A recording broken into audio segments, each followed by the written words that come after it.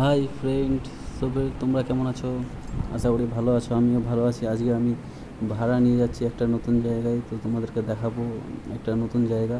তোমরা দেখো যে জায়গাটা কোথায় আছে, তোমরা কমেন্টে বলো, আমি কমেন্টে অপশান দিয়ে দেবো। তোমরা যদি জানে থাকো তো জায়গাটা কোথায়, তোমরা অবশ্যই আমাকে কমেন্ট করে জানাবে। তো দেখো জায়গাটা খুব সুন্দর, খুব ভালো, আমাদের লোকালের মধ্যেই আছে। তোমরা কমেন্ট করো, ওকে? তো চলে আসলাম, আমি এখন যাচ্ছি রাস্তা দিয়ে। এটা একটা খেলার মাঠ আছে, এখানটায় বাচ্চা কাচ্চারা বিকালবেলা করে খেলাধুলা করে।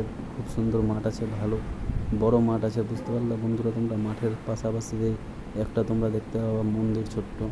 এই যে আমি এখন মন্দিরের কাছে গেলাম, একটা ছোট্ট মন্দির। এই মন্দিরে পূজা টুজা হয়। এরপরে আমরা যে মন্দিরটা দেখাবো, সব থেকে ভালো আর সুন্দর মন্দির আছে ওটা। এই মন্দিরে প্রত্যেকবার এখানটায় বড় মেলা হয়। মেলাটা তোমার মোটামুটি মাসখানেক থাকে। এই মন্দিরটা দেখো কত সুন্দর বন্ধুরা, খুব ভালো লাগলো আমাকে মন্দিরটা দেখে।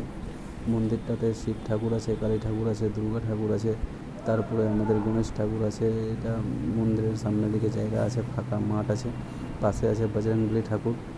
বজরংবলী মন্দিরটাও খুব সুন্দর, ঠাকুরটা খুব ভালো লাগলো আমাকে দেখে। তো তোমরা দেখলে পরে অবশ্যই বলবে। আর মন্দিরটা আমাকে এত ভালো লাগলো যে আমি আবার ভালো মতো ভিডিওটা বানাচ্ছি, যেন তোমরা মন্দিরটা ভালো মতো মন ভরে দেখতে পারো। মন্দিরটার ডিজাইন খুব সুন্দর, উপরে শিব ঠাকুর আছে, তার উপরে ওম লেখানো আছে, খুব ভালো।